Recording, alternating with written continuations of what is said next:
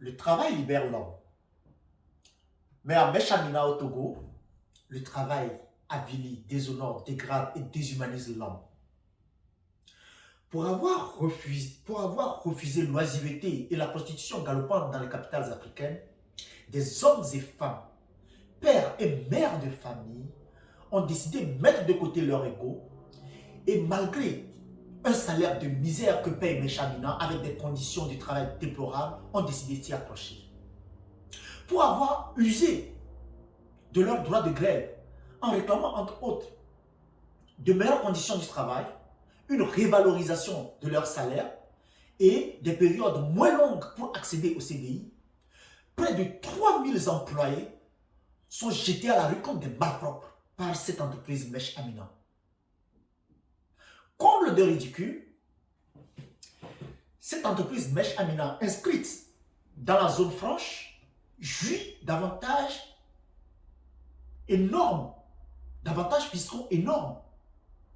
Entre autres, exonération des taxes et impôts, mais aussi exonération douanière sur tout ce qui est matières premières, véhicules utilitaires, équipements et j'en passe.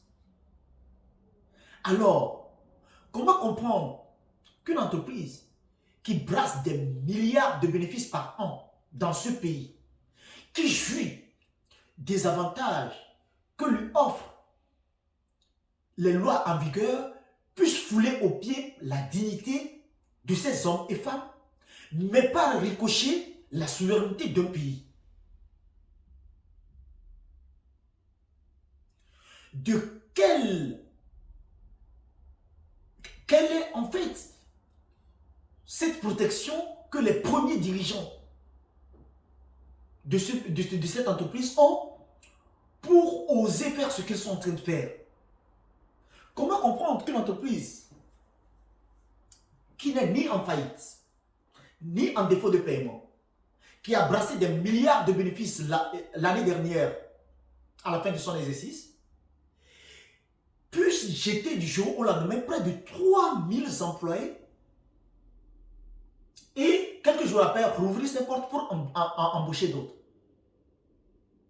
Qu'on laisse de côté cette histoire de lettres et d'excuses et autres, c'est fouler au-delà de la dignité de ces employés qu'elle considère d'ailleurs comme des esclaves, mais aussi la dignité, la souveraineté d'un peuple, d'un pays qui est en jeu.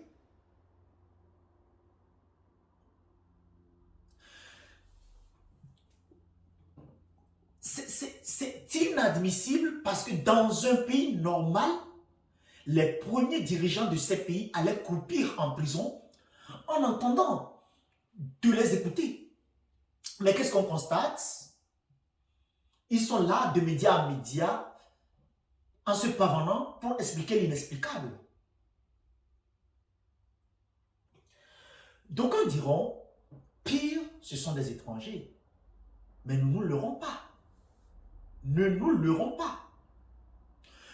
Regardons et analysons comment est-ce que les chefs d'entreprise togolais traitent leurs employés.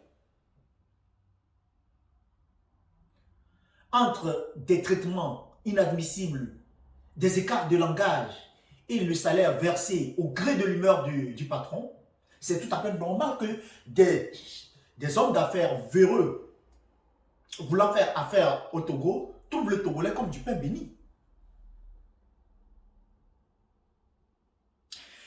C'est inadmissible ce qui se passe actuellement. Et comble de truc, c'est-à-dire ces traitements, après nous sommes les premiers en fait à aller verser des larmes de crocodile en fait sur les Africains qui meurent en Méditerranée. Oubliant que c'est nous qui les poussons à mourir en Méditerranée, d'une manière ou d'une autre. Nous sommes individuellement pris et collectivement responsables de ce qui se passe, de la façon dont on traite nos concitoyens.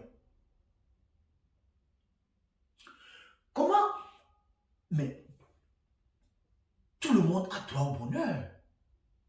Pas seulement vous et vos enfants. L'ami, le voisin, le collègue, le concitoyen a droit au bonheur. Et lorsqu'il a tout tenté lorsqu'il a tout essayé et qu'il est piétiné dans sa dignité, dans son amour propre, si vous voulez, et qu'il n'a pas d'autre choix, il prend la route de l'aventure.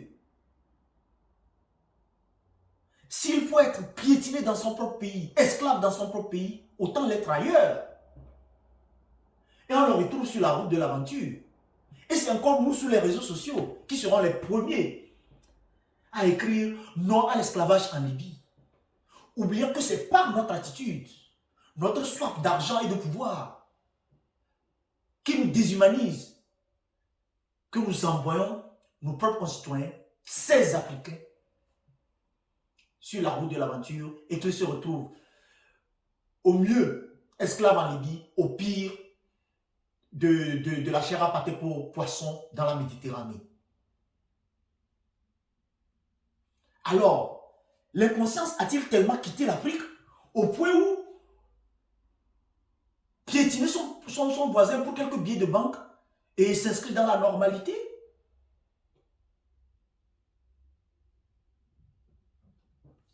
Comment se fait-il qu'une entreprise, je le répète bien, qui a brassé des milliards de bénéfices, qui n'est pas en faillite, qui n'est pas en défaut de paiement, puisse agir de la sorte sans que l'inspection du travail ne se saisisse du dossier dans la seconde près, sans que la mairie et le maire de la commune de Lomé ne se saisissent de ce dossier, et sans que le ministre ou le ministère du Travail ne fasse une descente inopinée pour comprendre le pourquoi du comment. Mais ça me rend perplexe. Ça me rend vraiment perplexe. Si vous pensez laisser battre votre enfant par le voisin, pensant qu'il sera docile à la maison, sachez que le voisin ne bat pas votre enfant, mais le voisin piétine votre dignité et par ricochet votre irresponsabilité. On ne peut comprendre ce qui se passe. Pensez-vous qu'un Togolais pourra faire une once de ce que ceux-là font en Corée? Nous regardons, lorsqu'on se retrouve à Lomé et que nous allons dans ces supermarchés, nous voyons comment est-ce que nos caissières sont traitées. Comme de la merde. Pourquoi? Parce que comment se fait-il que derrière une caissière dans un supermarché, il y a soit un Libanais, un Hindou ou un Pakistanais, là, et qui surveille la façon dont cette personne, en fait, donne la monnaie au client. C'est une manière d'insulter la dignité de son employé. C'est une manière de lui dire, je ne te fais pas confiance. Et pas te ricoster, je ne te fais pas confiance, je ne fais pas confiance au peuple togolais. Comment on peut laisser perdurer des choses pareilles?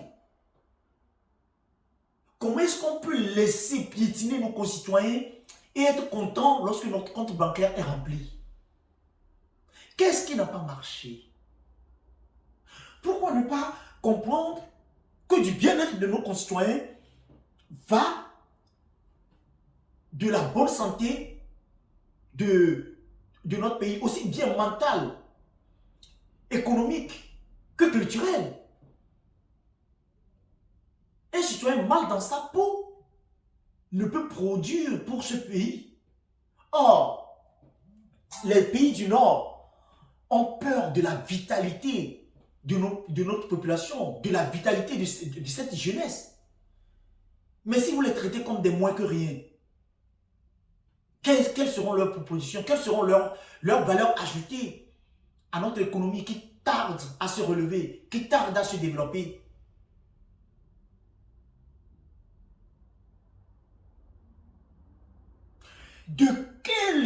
J'arrive pas à comprendre quel est ce pouvoir que détient ces hommes d'affaires dans ces pays pour jurer de la sorte. Ils jugent d'une impunité pas possible. Et comme de malheur, ce sont nos propres frères qui viennent faire en fait le service après-vente en se pavant sur les médias pour expliquer l'inexplicable, cette bassesse, cette couardise Mais à un moment donné, arrêtons. Lorsqu'on analyse un tout petit peu les esclaves en Libye, ils sont gardés par qui? Par des geôliers qui sont aussi africains, nos propres frères. Alors, sachez et sachons que toutes les personnes qui trempent dans cette histoire de Mèche Amina, qui déroulent le tapis rouge à ces individus, ces vils individus qui viennent piétiner nos concitoyens, sachez que vous êtes pire que les geôliers en Libye. Oui. Mais a-t-on besoin de piétiner ses concitoyens pour être riche, pour être heureux?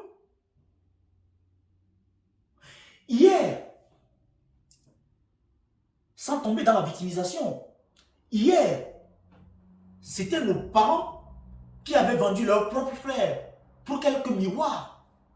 Aujourd'hui, c'est nous, sans morale, sans vision, sans idée, sans projection, qui vendons nos propres frères pour quelques billets de banque. Mais il faut que ça s'arrête. Il faut que ça s'arrête.